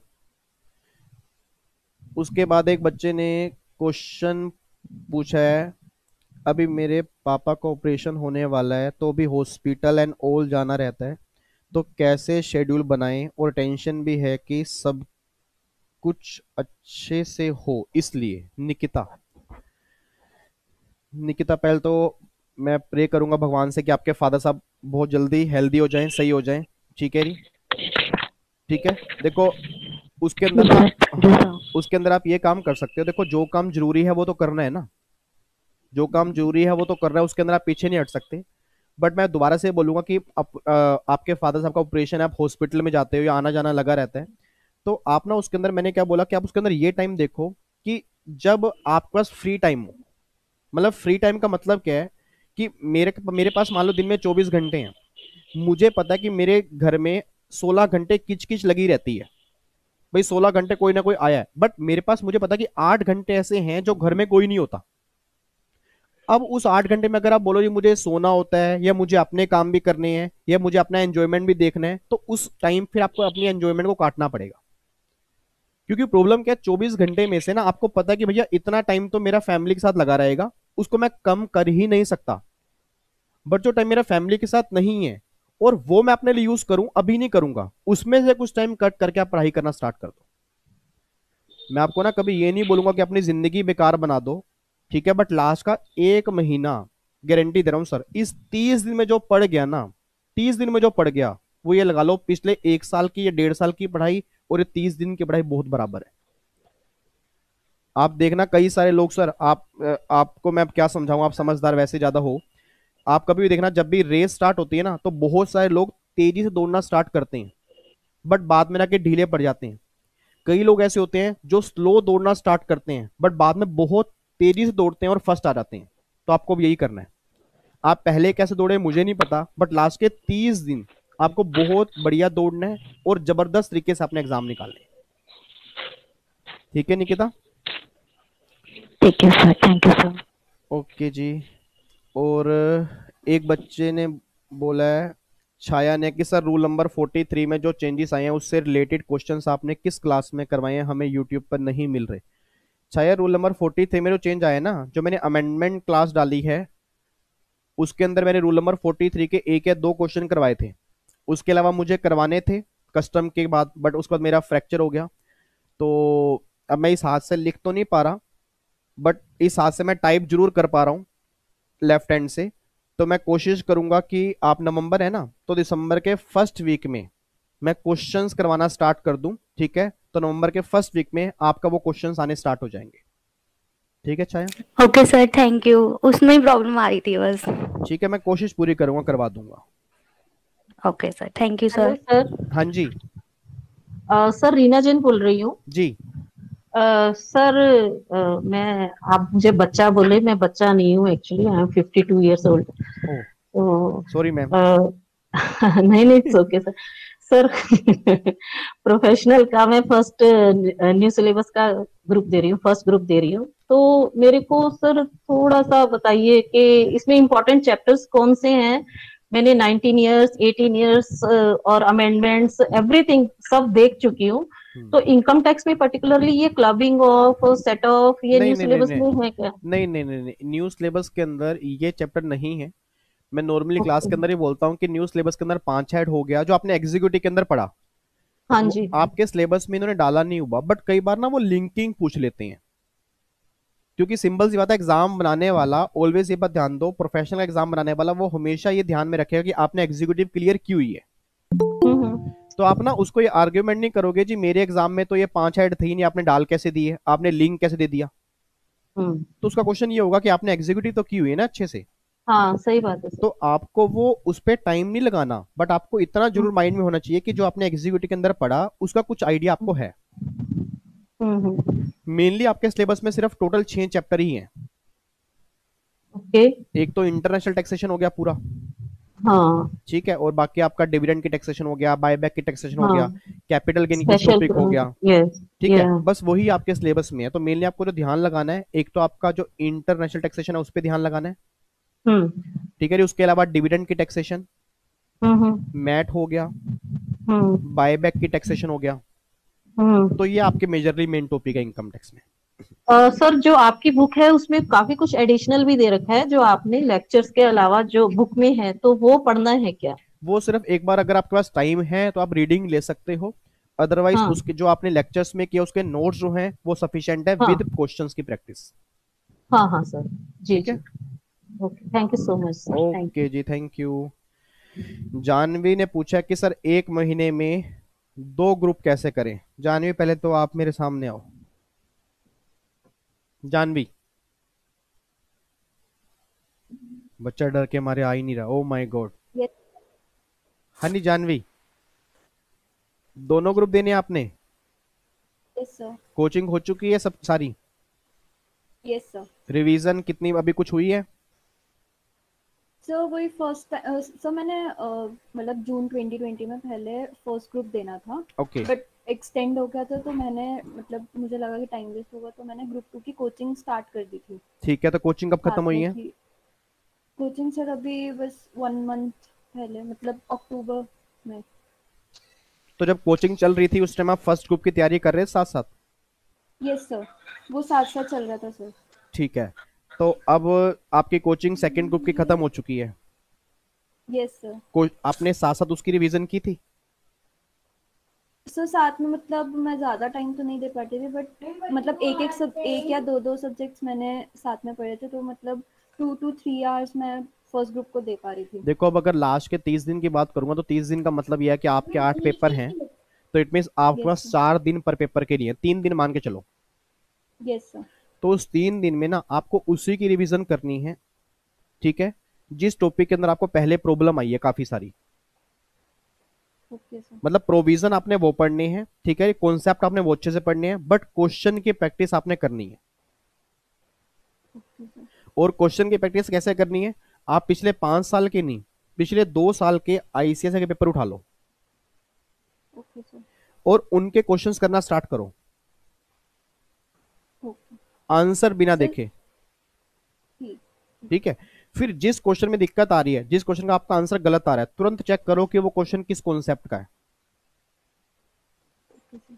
और फिर उस कॉन्सेप्ट को दोबारा पढ़ो, ताकि उस कॉन्सेप्ट में से अगर आपको प्रॉब्लम आ रही है तो मे बी अगर क्वेश्चन वहां से बना तो आपका एग्जाम में भी दिक्कत आ सकती है। नहीं सर, अब मैं पूरा सिलेबस रिवाइज करके क्वेश्चन सॉल्व करूं या पर्टिकुलर चैप्टर्स के? नहीं नहीं नहीं, देखो सिलेबस सिंपल सी बात है, जो चैप्टर आपको पता है कि आपने पहले अच्छे से किए हुए हैं उसको तो यस एग्जाम सर। से पहले ही दोबारा पढ़ लेना। ठीक है। जो चैप्टर आपको पता है कि पहले आपने अच्छे से नहीं किए हुए, आपने पहले सही ढंग से नहीं किए थे, उनके अच्छे से अब रिवीजन करो, क्योंकि 1 महीने में ना पूरा सिलेबस दोबारा बढ़िया तरीके से रिवाइज तो होगा नहीं, क्योंकि 3 दिन आपके पास है पर पेपर के लिए।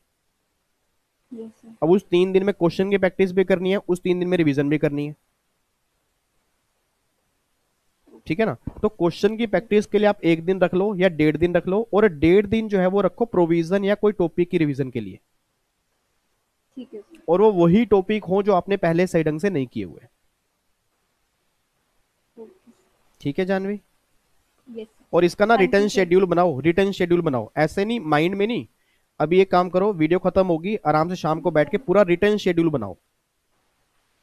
तो प्रॉब्लम तो यही होती है मतलब मेनली कि स्केड्यूल बना लेते हो, एक हफ्ता बहुत अच्छे से फॉलो होता है बट वो फिर उसके बाद फॉलो ही नहीं होता। क्यों नहीं फॉलो होता उसके बाद?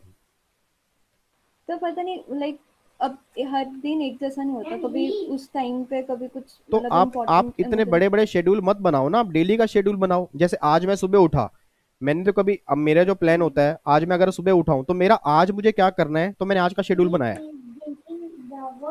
कल मुझे क्या करना उसका मैं कल सुबह उठ के बनाऊंगा,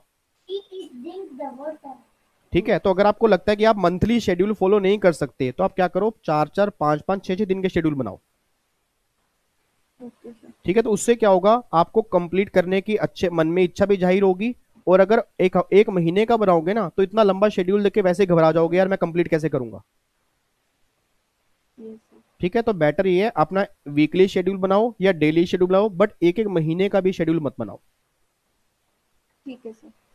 ठीक है Janvi. Okay sir. Thank you sir. Okay जी। सर पास्ट पेपर्स पे रिलाई करना चाहिए? बिल्कुल रिलाई करना चाहिए, और इस अटेम्प्ट के अंदर तो जरूर रिलाई करना चाहिए।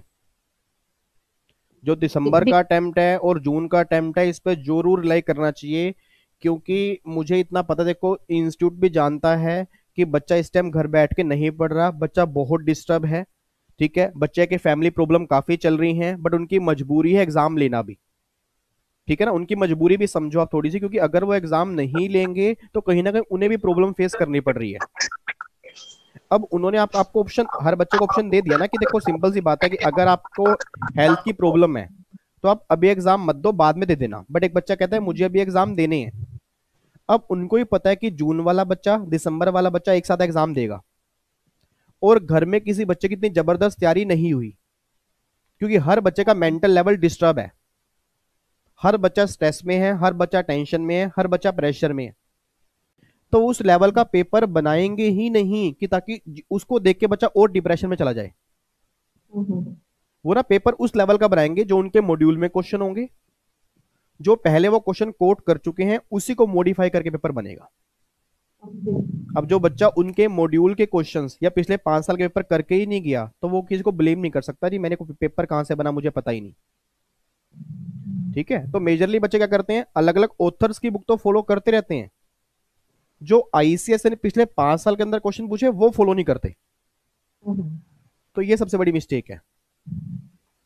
सर कस्टम में ये जो सीजर है, ये इंस्पेक्शन, ये चैप्टर करना जरूरी है क्या? प्रोफेशनल न्यू सिलेबस इसकी एक बार रिवीजन जरूर करनी चाहिए। मेरे को कस्टम की ना क्लास नंबर 9 अभी डालनी थी, मैं डाल नहीं पाया, तो मैं उसको वही मैं लेफ्ट मतलब राइट हैंड से पहले तो मैं नोटिंग करके डालता था क्लास, अब नोटिंग तो होगी नहीं, तो मैं कोशिश करूंगा उसका जो भी प्रोविजन है थोड़े बहुत टाइप करके उसकी मैं रिवीजन क्लास दिसंबर के फर्स्ट वीक में डाल दूंगा, उसके अंदर आपके टॉपिक आ जाएंगे। अच्छा, thank you so much sir, thank. ठीक है, ओके जी। अच्छा, एक बच्चे का डाउट ये है कि sir tax paper only done with your lecture, now how to start revision GST first और इनकम टैक्स फर्स्ट। सबसे पहले रिवीजन करो जी इस टाइम लास्ट के 30 दिनों में, सबसे पहले रिवीजन करो जीएसटी की और देन करो इनकम टैक्स। पहले आपने जीएसटी रिवाइज करना है, फिर इनकम टैक्स रिवाइज करना है। पहले इनकम टैक्स भूल के मत कर लेना, क्योंकि इनकम टैक्स में काफी टाइम लगेगा, जीएसटी का टाइम बाद में नहीं मिलेगा और नर्वस हो जाओगे। तो यहाँ पे टाइम कम लग रहा है, कम से कम जीएसटी करने के बाद ये तो लगेगा मेरे 45 नंबर पक्के हो गए। Okay, sir. Thank you. Okay, sir, ji. one more question. Sir, in the our evaluation identity आपने बताया था Delhi to Delhi and Delhi to Haryana supply करते हैं, तो there is intra state and inter state. Sir उस केस में अपन सीजीएसटी और आईजीएसटी का आईटीसी कैसे लेंगे सर? नहीं, अगर आपने इंट्रा स्टेट सप्लाई की है तो सीजीएसटी और एसजीएसटी लगाया होगा।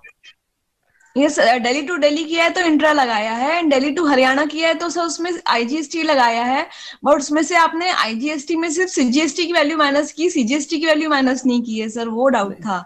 नहीं, जब मेरी बात सुनना, आपने एक सप्लाई इंट्रा स्टेट की एक इंटर स्टेट की। Yes sir. अब इंटर स्टेट पे आईजीएसटी लगा। Yes sir. और इंट्रा पे सीजीएसटी और एसजीएसटी लगा। Correct sir. तो जब आप आईजीएसटी की पेमेंट करने के लिए जाओगे जी, तो सबसे पहले आप सीजीएसटी माइनस करोगे। Yes sir. और अगर कुछ आईजीएसटी का बैलेंस अभी बच गया जी, उसके बाद आप उसमें से एसजीएसटी माइनस करोगे। ओके, ठीक है। ये जो आप मुझसे क्वेश्चन पूछ रहे हो ना, ये यूटिलाइजेशन का है। ये सर यूटिलाइजेशन का है। करेक्ट। हाँ, तो जब आप आईजीएसटी की पेमेंट करने जाते हो सबसे पहले वैसे हम आईजीएसटी यूज करते हैं। Yes sir. बट अगर क्वेश्चन में आईजीएसटी नहीं है देन फिर आप सीजीएसटी यूज करोगे।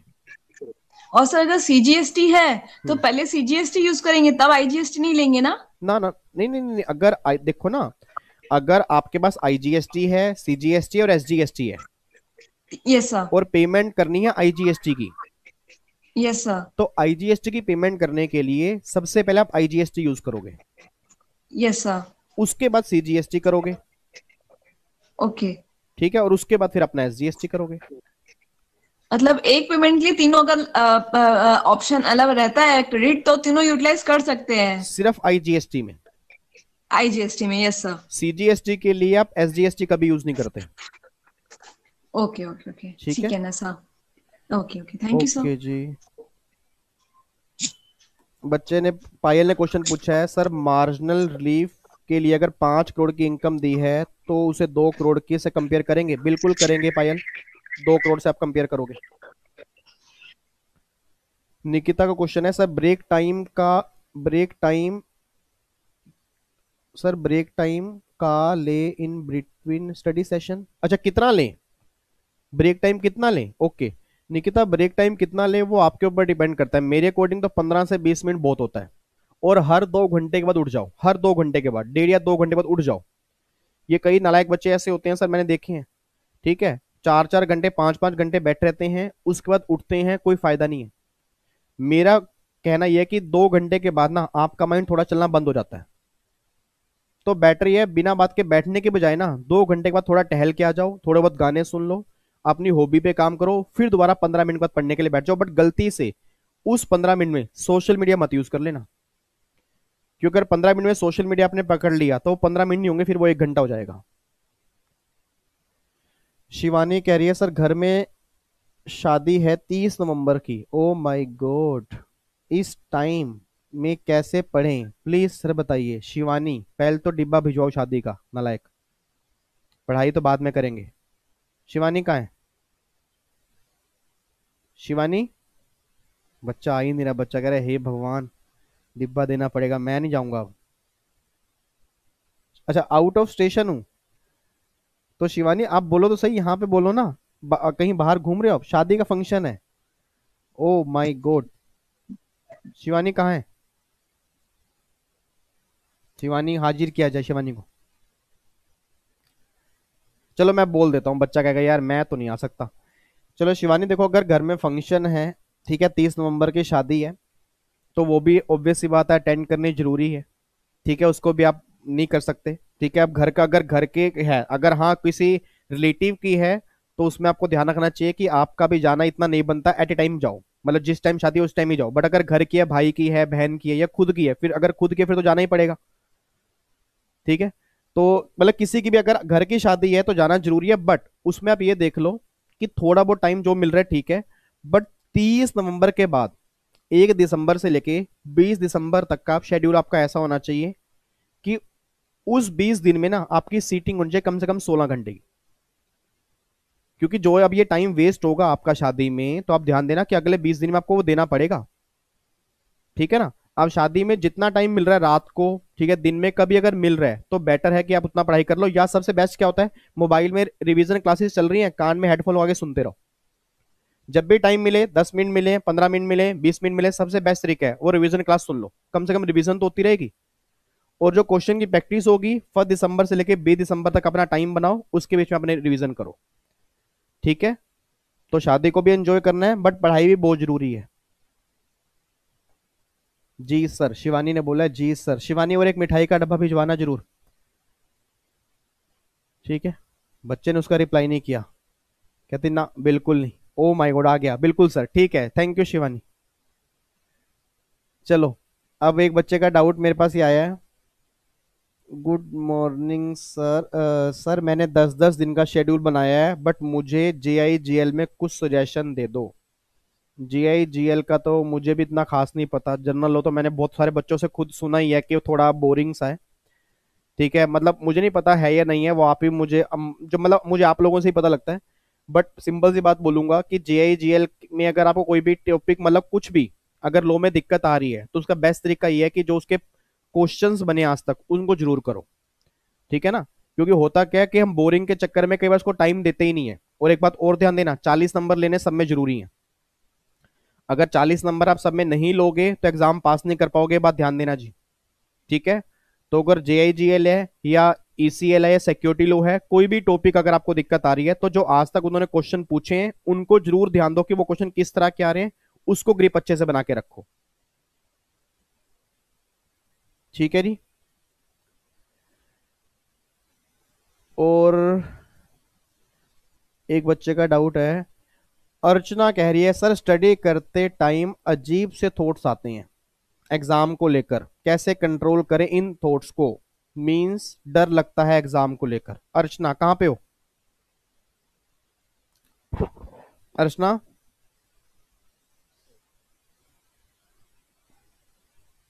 बच्चा कहां गया?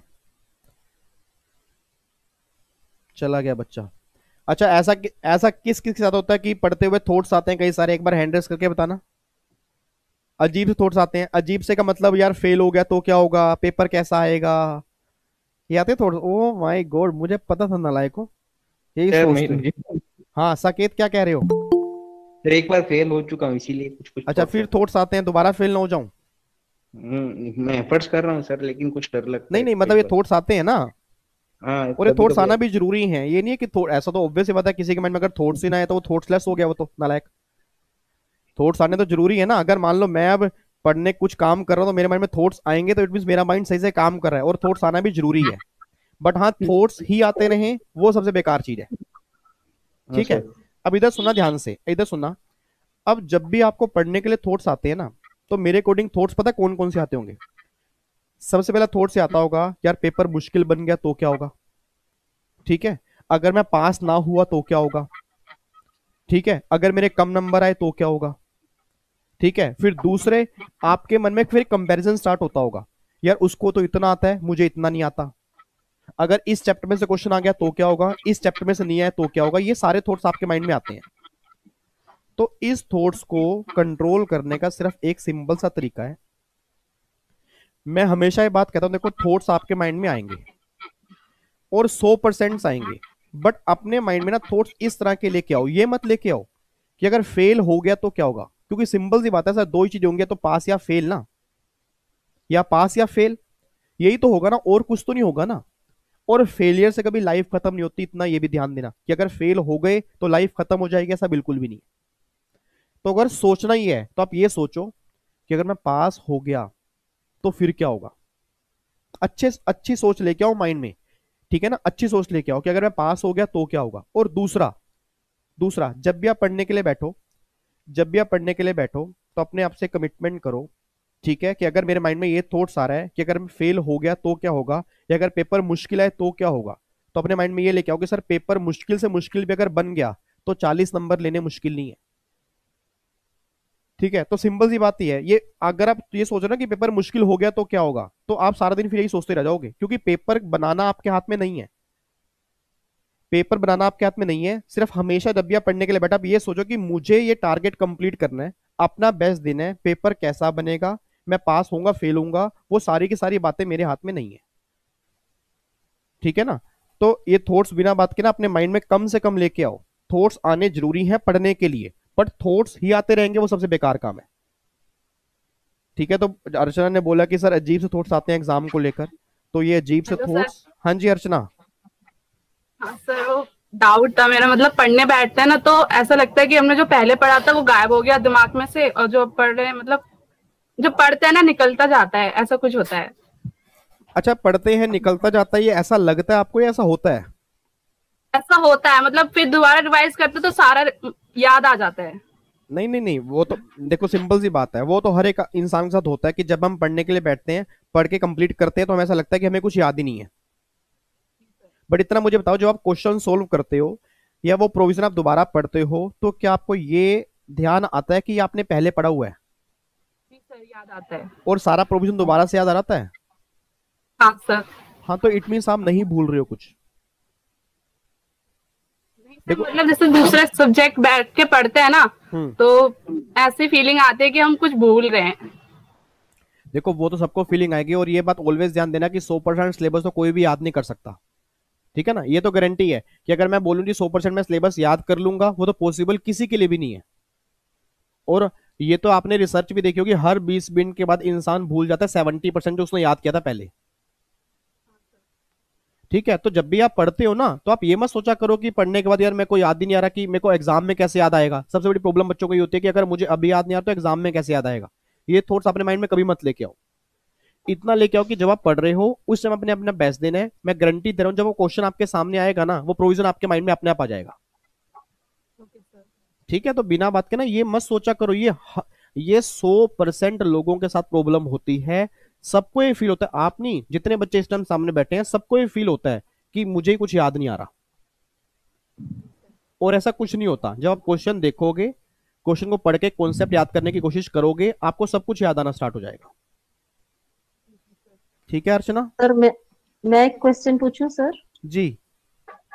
सर मैं 4 बजे उठती हूँ, ओके, 2 घंटे पढ़ती हूँ, ठीक है। उसके बाद मेरी डॉटर है वो यूपीएससी मेंस का एग्जाम लिख रही है। बहुत बढ़िया। तो हाँ, तो सर फिर मैं वॉक के लिए जाती हूँ, सर नाश्ता वाश्ता बना के खाना आधा रेडी करके मैं वॉक के लिए 1 घंटा लग जाता है, फिर आके खाना बनाती हूँ। खाना बनाने के बाद सर मैं इतनी टायर्ड हो जाती हूँ, फिर मैं पढ़ ही नहीं पाती। तो मैं वॉक बंद कर दूं, मैं क्या करूं, मेरे को नहीं समझ में आता। मतलब मेरे फिर सोने भी जाती हूँ तो मैं सो भी नहीं पाती हूँ। देखो मैं तो ये कहूंगा कि अगर आप 4 से 6 सुबह पढ़ते हो और देन आप वॉक के लिए जाते हो, और फिर आप खाना, मतलब ऑब्वियस ही बात है कि फैमिली है आपकी, तो आप उसमें उसकी रिस्पॉन्सिबिलिटी है, ठीक है। तो आप खाना बनाने के बाद आपको फील होता है कि मैं टायर्ड फील कर रही हूँ, तो मैं ये बोलूंगा कि उसके अंदर अगर आप 1 घंटा अगर आप रेस्ट कर लेते हो तो वो बहुत जरूरी है, बट आप वॉक बंद मत करो। हाँ वही सर, वॉक, हाँ क्योंकि देखो वॉक बंद करना कोई सोल्यूशन नहीं है, वो आपकी हेल्थ के लिए बहुत जरूरी है। या अगर ये गारंटी अगर आप 1 घंटा वॉक के लिए नहीं जाओगे ना, उसको स्किप कर दोगे, तो अगले दिन से क्या होगा कि जो टायर्डनेस आपकी पिछले दिन थी उससे ज्यादा आपकी अब हो जाएगी। हम्म। ठीक है ना, क्योंकि वॉक के लिए जब आप जाते हो तो आपको बाहर की एनर्जी, फ्रेश एनर्जी मिलती है, यस सर। तो वो सबसे बेस्ट है, वो उससे बेस्ट तो कुछ भी नहीं है। मैं सिर्फ ये कहूँ, खाना बनाने के बाद आप 1-2 घंटे रेस्ट करो, और बिल्कुल रिलैक्स होके, मतलब आपके माइंड में ये थॉट्स नहीं आने चाहिए कि अब मैं रेस्ट कर रही हूँ तो मेरे 2 घंटे वेस्ट हो रहे हैं।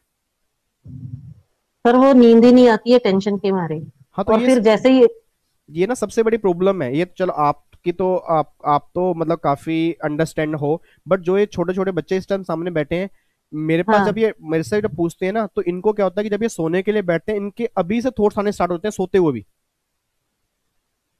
ये सबसे गलत चीज है, क्योंकि जब आप सोने के लिए जा रहे हो तो मेरे को ऐसा लगता है कि आप सारे थॉट्स छोड़ के जा रहे हो, क्योंकि अदरवाइज आपको ना नींद नहीं आएगी। और होगा क्या, आप सोने की ट्राई करोगे, आपको नींद नहीं आएगी, आप लेटे रहोगे, इधर पासा पलटोगे, उधर पासा पलटोगे, ये करोगे वो करोगे, 1 घंटा ऐसे खराब हो जाएगा।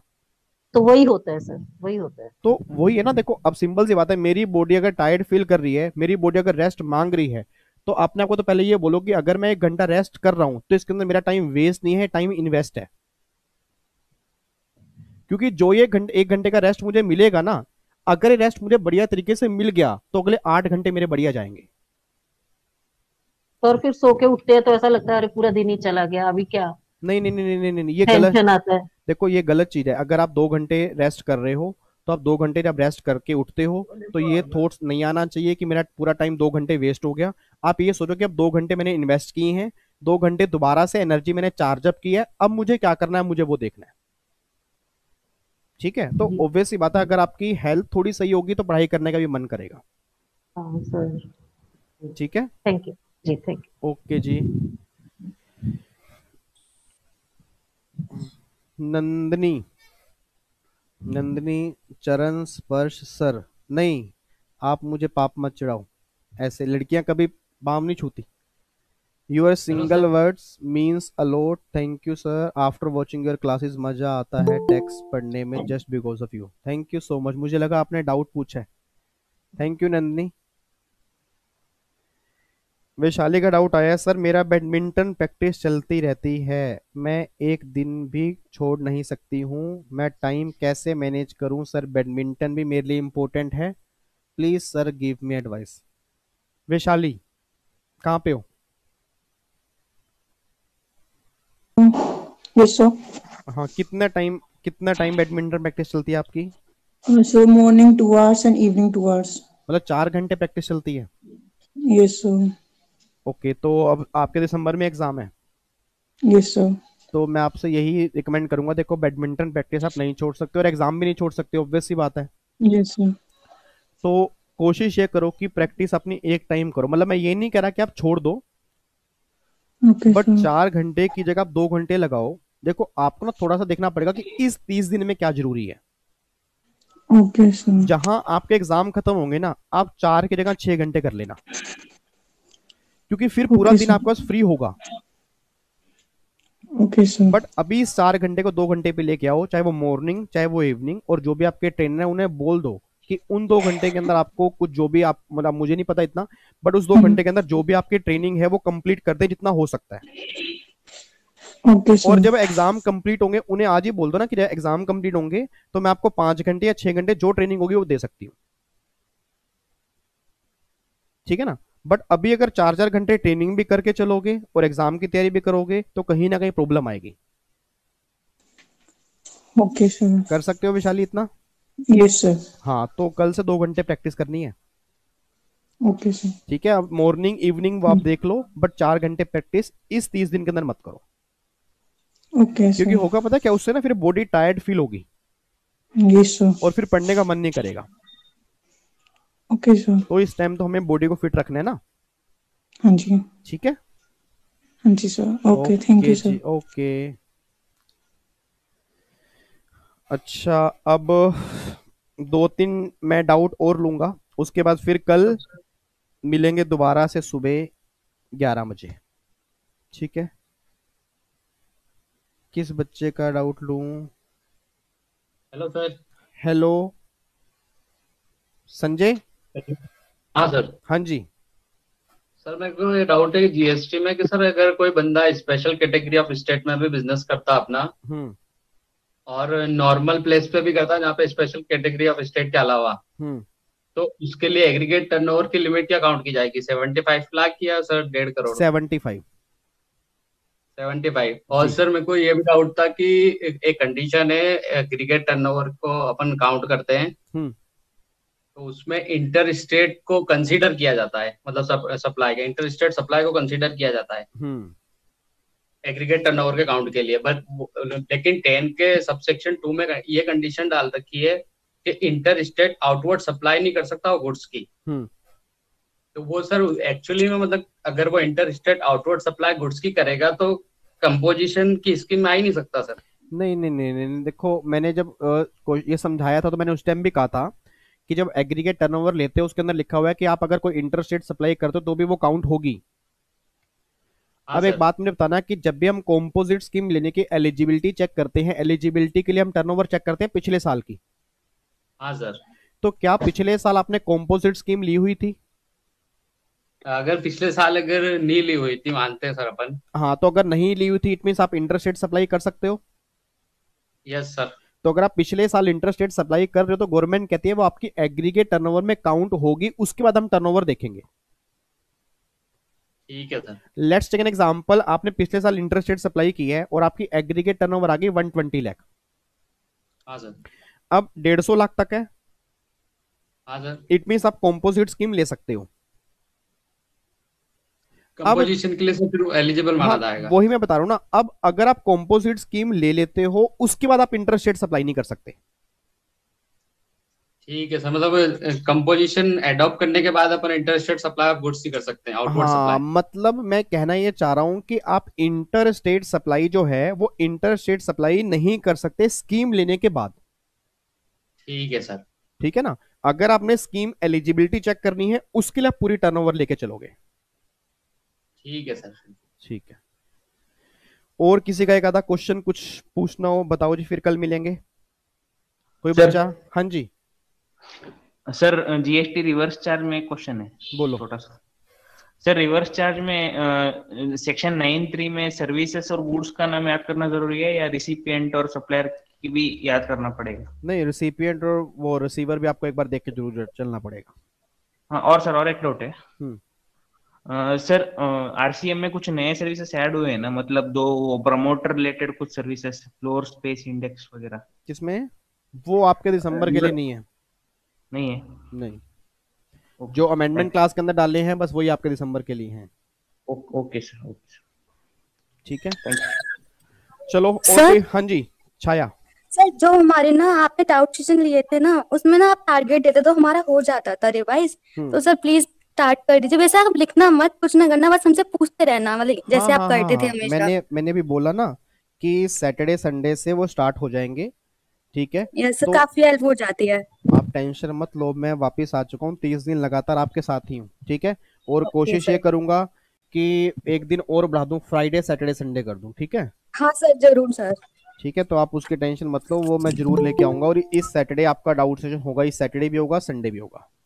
Okay sir, thank you sir. एक डाउट और था सर, जैसे हम पढ़ने बैठते ना, सपोज हम कोई भी सब्जेक्ट उठाते हैं पढ़ने के लिए तो हमारे माइंड में पता नहीं कहाँ से और सारे सब्जेक्ट आ जाते हैं, तो हमें लगता है कि यार उसकी स्टडी ज्यादा जरूरी है तो हम वो उठा लेते हैं और फिर पता नहीं कब टाइम निकल जाता है। देखो वो इसलिए आप ये इसलिए काम करते हो अगर आपका कोई रिटर्न टाइम टेबल नहीं बना हुआ। सर बनाते हैं वो तो सर, हम हर दिन फाड़ कर फेंकते हैं सर, कभी फॉलो ही नहीं होता हमसे। हाँ तो क्यों फॉलो नहीं होता नालायक? हर दिन फाड़ के फेंकते रहते हो, क्यों कागज भी वेस्ट कर रहे हो, बिना बात के पेन भी वेस्ट कर रहे हो। हद हो गई। बच्चा कह रहा है हर दिन फाड़ के गिर देते हैं। ऐसा क्यों फाड़ के गिर देते हो? बनाओ ऐसा ना जो पूरा हो जाए। अगर आप लिखोगे यार मैं 10 चैप्टर पूरे कर लूंगी तो फाड़ के ही गिरना पड़ेगा। सर यही होता है, उस समय रिटिंग करते ना, यार ये घंटा भी सही है, इसमें खाना थोड़ा जल्दी खा लेंगे। सर इतना कर्जा मतलब कठिन वाला बना देते हैं बहुत ज्यादा, और फिर सर फॉलो ही नहीं होता। ऐसा नहीं होता, टाइम टेबल जो बनता है वो कठिन जरूर बनता है बट इतना भी मुश्किल नहीं बनता कि जिसको आपको देख के घिन आ जाए कि अरे यार ये तो होएगा नहीं, फाड़ दो। ऐसा नहीं होता। हाँ तो गलत चीज है ना ये। टाइम टेबल सही से बनाओ ना, लाइक पेज भी वेस्ट कर रहे हो, फाड़ के गिर देते हैं। पेज फाड़ना पता कितना बेकार चीज है। Yes sir. ठीक है, तो टाइम टेबल बनाओ, ऐसा कि हाँ थोड़ा मुश्किल हो, मतलब आपको लगे कि उसके लिए एफर्ट्स करने हैं, बट ऐसा ना हो कि पूरा ही ना हो सके वो। ठीक है, तो अपना एक टाइम टेबल बनाओ कि आज मुझे सुबह इतने से इतने बजे तक ये पेपर पढ़ना है, फिर इतने से इतने बजे तक ये पढ़ना है, इस टाइम मैं लंच करूंगी, ब्रेकफास्ट है, बीच में 15-15 मिनट का गैप है, फिर 1 घंटे मेरा सोशल मीडिया का है, इस टाइम मुझे ये करना है, मुझे वॉक करनी है, ये करना है, पूरा टाइम टेबल बनाओ। Okay sir. और सर जितना वॉक का भी ये था कि हम पहले जाते थे, लेकिन सर पता नहीं क्यों बहुत टायर्ड फील होता था, फिर हमने मतलब अब नहीं जाते हम। हाँ, ये टायर्ड फील इसलिए होता है ना क्योंकि अंदर तो गए हो मोमोज, अंदर गए हुए हैं बर्गर, अंदर गए हुए पिज्जा, तो टायर्ड फील तो होगा ही होगा। अंदर तो कुछ बढ़िया, सब छाले होते हैं बहुत ज्यादा हमारे। अरे छाले हो जाते हैं तो पेट में गर्मी है नालायक आपके, फिर पानी पियो सुबह उठ के। ठीक है, हाँ बाहर का खाना खाना बंद करो इस टाइम। लास्ट के 30 दिन सबसे बेस्ट डाइट होती है दलिया खिचड़ी, इसके अंदर बहुत सारे विटामिन प्रोटीन होते हैं, ये चीज खाया करो। Okay sir. ठीक है, ओके सर। ओके जी, थैंक यू सर। ओके चलो ठीक है जी, फिर बाकी कल 11 बजे मिलते हैं। ठीक है, जो भी आपके डाउट्स होंगे कल 11 बजे हम लेंगे। तो डेली मैं कोशिश करूंगा कि आप ये 1 घंटा जरूर निकालना, इससे आपका माइंड भी फ्रेश होगा और बहुत कुछ सीखने को भी मिलेगा। ठीक है, बाकी आप पढ़ते रहो, एंजॉय करो और पेरेंट्स को प्राउड फील कराओ, उनकी रिस्पेक्ट करो, बस खुश रखो उन्हें और अपनी जिंदगी बढ़िया तरीके से जियो, नेगेटिव मत रहो, पॉजिटिव रहो। फिर मिलेंगे कल सुबह 11 बजे। ठीक है, ओके जी, थोड़ा बाय बाय। होमवर्क दे दिया कीजिए बस, थोड़ा सा होमवर्क सर। अच्छा, थोड़ा सा होमवर्क बस। कल के लिए होमवर्क तो यही है कि आज जो थॉट्स आपके मन में आएंगे जो आपको डिस्टर्ब करेंगे, कल आपने मुझे बताने हैं। और पढ़ाई के अच्छा, पढ़ाई से रिलेटेड होमवर्क वो मैं अब देने स्टार्ट कर दूंगा ना, फ्राइडे सैटरडे संडे। ठीक है, thank you so much. Okay जी, bye bye, thank you sir, have a nice day. Thank you. Same to you जी, love you so much, bye bye. Bye bye sir, take care sir. हाँ जी sir, belated wishes of happy wedding anniversary. क्या चीज है? Belated wishes of happy wedding happy anniversary sir. यार ये आप मेरी खुशी देखो, मेरे चेहरे पे स्माइल आपको अच्छी नहीं लग रही? Thank you so much, thank you जी, thank you, god bless you. Sir, आप जल्दी ठीक हो जाओ, विश कर रहे हैं। थैंक यू, मैं चाहता हूँ मैं जल्दी सही हो जाऊँ फटाफट। थैंक यू जी। यस सर, जल्दी सही हो जाइए आप। बिल्कुल, थैंक यू।